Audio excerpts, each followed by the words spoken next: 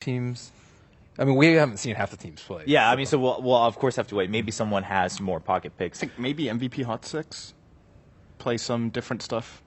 I have to admit I haven't seen that much, but like the first thought that just came to mind for me was MVP Phoenix, because they have a history of playing different stuff, like picking outside the meta. Like Warlock, they've played a lot of Slark on Q in the past and stuff like that, and obviously their practice partner in MVP Hot 6 might also have, like, they obviously develop like their own little isolated meta, as we talked about, because they don't have that many scrimming partners in Korea. But overall, I'm not sure. all right. I mean, when are you really outside the meta is the question. True. It's difficult you do have to draw the line somewhere. So maybe we'll talk about that more if it comes up as we look at future matches. But we are now into the draft of Game 1 between IG and Fnatic. And the first bans, not too surprising. Yeah. We see a common ban already every time the team that's on Dire. They're taking out Shadowfiend every time. No one wants to give away Shadowfiend. If you can play it on Radiant, any team, most of the team have a Shadowfiend player. So they try not to give it away to the team on Radiant. Yeah, I don't even think it's worth trading for a Quap, let's say. Like, just the Radiant SF. He can actually win the matchup versus the Queen of Pain. I think if you get a left track in return, it's fine, but that's, that's being ambitious. Alright, and the Gyro also being knocked out by IG. Well, that opens up Tusk. Tusk is open, yeah, for the first pick. Quap has been banned out, so that's kind of the swap out there. Tusk certainly being banned out over Quap. There's Tusk, there's Undying, yeah. Bounty Hunter? Yeah, basically most of the fighting heroes are available. Tusk will be the choice of weapon for IG. Don't you think Viper is going to be like...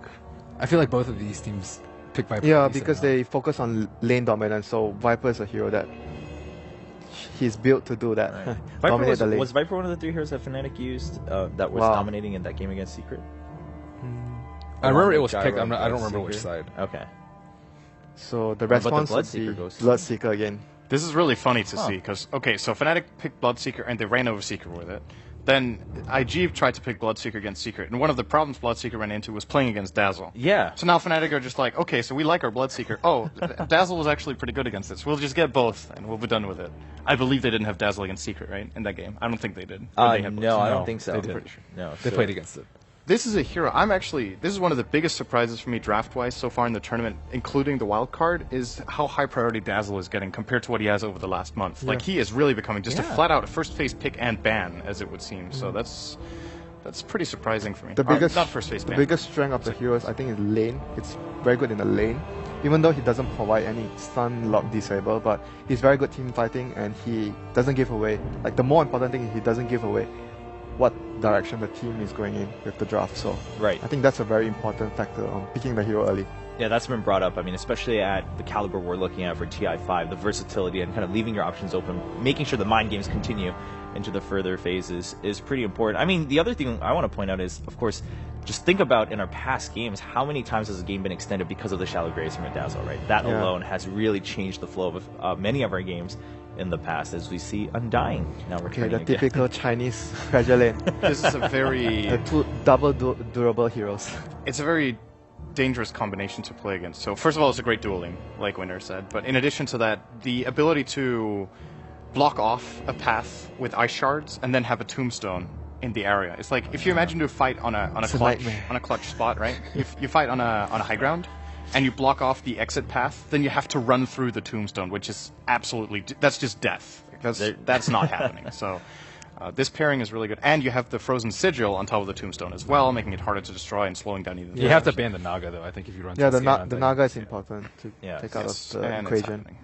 So IG goes through with that. Storm being banned out by Fnatic, and then Lina also being banned out by IG. A hero that I've seen picked probably a little bit too often is Skywrath. I think Skywrath is just too one-dimensional when he does. He gets owned by BKB and provides like little to nothing in the later game and just dies in a couple hits without, like, even Dazzle, if you just get weave off, I think that's often good enough if you end up dying. It's a big contribution. It's a huge contribution. So I think that Dazzle should be as highly prioritized as he is.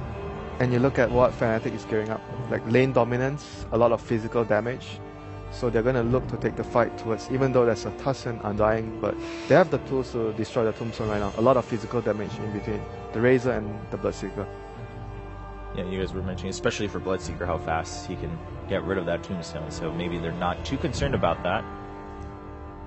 Interesting to see. I think it's like a... It kind of goes both ways, right? The Tombstone zombies are super annoying for Razor's ult, because they just keep absorbing it, but they don't die, since they need to be attacked now.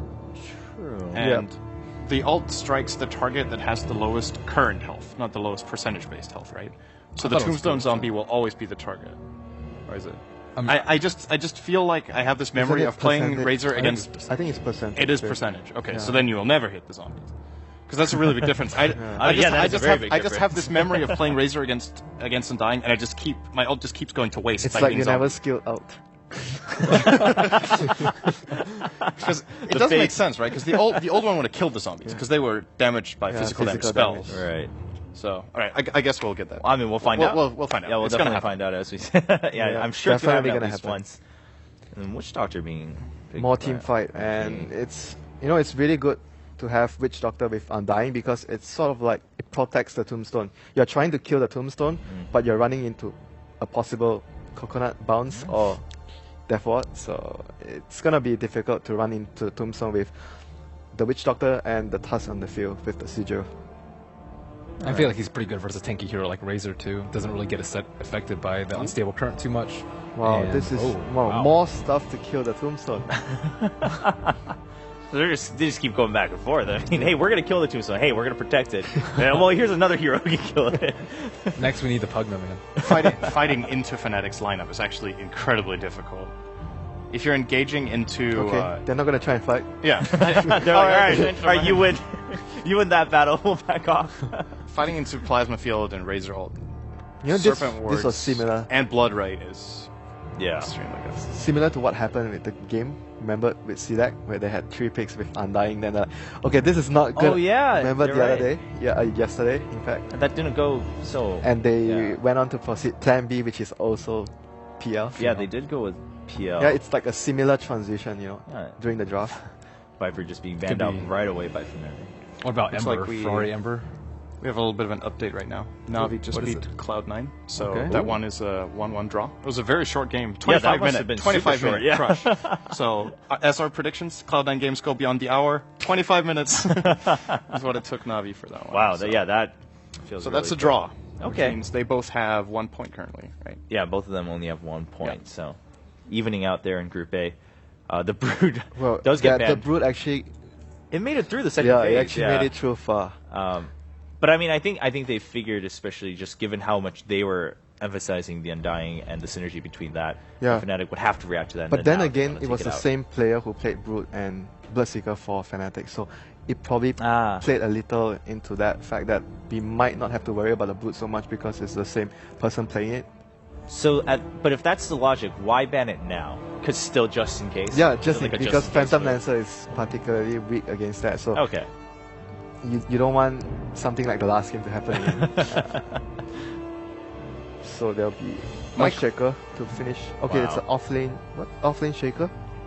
My question right now for IG is, what are you going to do when Fnatic come to your base and they Yeah. plant the Serpent Wards? How are you going to get rid of them? Like, what's your actual counterplay? The moment it just looks so ridiculously difficult. Yeah, they don't to have engage into this anything to Fnatic fight team. into that, and they need to like somehow they don't have enough spam. I feel right now looking at the 4 heroes, when a huge creep wave comes in, there's the cask and there's the shards. That's about it. Yeah. You need to be able to clean out the wave. So, okay, this is not That clean- is Whoa. a possible solution. that is fighting into it with the tombstone and the split. So This is like 2 Alright. teams. So they went back on it. Now they can bring out the I think the PL is more maybe going to go for a battle build where you join your team early with drums. I don't think it would be a Boots of Travel build like Right. what Envy likes to go for with his PL, like the greed in farming. This game he might have to be forced to fight early and join his team because it's Serpent Wards, and at some point of the game there'll be Aghanim's on the Razor, so you have to defend your base no Yeah. matter what. Yeah, I I mean, I think don't- Brew Ultimate's really good at doing that, though. I think Yeah. he's been a forgotten mid, and he did get quite a few nerfs, but he's still really, really good at getting past that 5 through 25 minute phase of the game, which it seems like Fnatic's lineup is really geared towards. Yeah. I like this last pick a lot. Just Yeah, it actually makes a lot of sense Yeah. with their lineup as well. I'm actually surprised they picked it just because, I mean, that's on nobody's radar. Yeah, I mean, exactly. But that was something perhaps good to see, because otherwise we were worried, like, all right, now they switched to plan B and now Fnatic's just going to run them over. IG comes in with a plan. They still had something in their back pocket. IG versus Fnatic, game 1 in a best of 2, ladies and gentlemen. Fnatic versus IG. The third round of series of games today is the first day of the group stages. Welcome to everyone who is tuning in as well, over on the main stream, everyone who's tuning in on Dota TV, as well as on YouTube live streams, the stream platform, and anywhere else around the world. However you're tuning in, greetings and salutations. Warm welcome to everyone, of course, who enjoys watching Dota, and there's going to be plenty of it. This is our last series, but there will be people taking over after us as well. Yeah, we had Mon Capitalist as well as Blitz coming in. They'll be replacing us at the end of the day. But we're Toby and Waga. We're the bling bling combo. Yeah, we get the morning shift every day. We warm up the booth for them. That's right. When we wake up in the morning, we wake up to the foghorn. All right, so let's see what they're actually doing here on the first minute. It seems that Fnatic are completely going to control the bottom rune. They have also been spotted by the early ward dropped by the Tuskar on bottom. So they have seen that Fnatic are powering down on that bounty rune, whereas Ohio is trying to sneak and steal this top rune, but it's going to be dangerous to do so. He's going to block off the Brewmaster, maybe? He'll just let it go. It's too risky. There's no reason to really try and contest that. Just let him have it. It's almost a pleasure. No, it's not almost. It is a pleasure to watch the Brewmaster. I'm just really worried it's going to turn into a bitter sensation in my mouth when Ferrari just gets nailed so hard. Yeah. I mean, we'll see how it works, but he's not on the lane that he would be dreaming of, as it's not the Bloodseeker mid. It is, in fact, a safe lane Bloodseeker with the Dazzle as well. However, he has faith. Faith in the fear. Going to help him out a little bit. At the same time, Johnny's also here with KOAXY. Leech a couple of the early levels. The Static Link forces Ferrari off the lane, but he does get his early bottle, so we're going to turn into like this, clap farm kind of style for Ferrari.